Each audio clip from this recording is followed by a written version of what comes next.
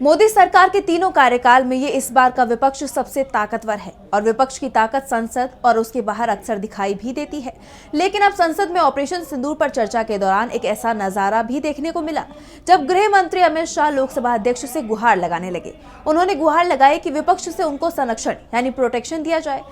इसके साथ ही उन्होंने विपक्ष को चेतावनी देने का भी काम किया। तो ऐसा क्या हुआ लोकसभा में कि स्पीकर से संरक्षण मांगने लगे शाह, जानेंगे इस रिपोर्ट में।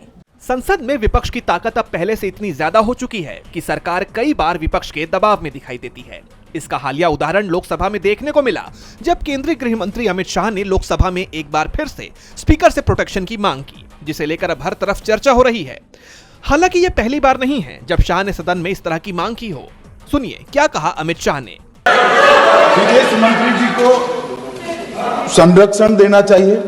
उनके स्पीकर जब बोल रहे थे हम पूरे धैर्य से सुने। मैं बताऊंगा कितनी असत्य बातें बोली गई कल, परंतु फिर भी असत्य को भी हम हलाहल समझकर पी गए।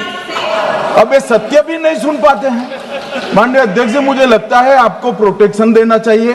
बैठे बैठे टोका टोकी करना सबको आता है, ऐसा नहीं हमें नहीं आता, मगर इतने गंभीर विषय पर चर्चा जब हो रही है तो सरकार के प्रमुख विभाग के मंत्री को बोलते हुए बैठे बैठे टोकना ये विपक्ष को शोभा देता है क्या? मान्यवर, आपने बिल्कुल उनको आग्रह से कहना चाहिए, वरना हम भी हमारे मेंबर को बाद में समझा नहीं पाएंगे।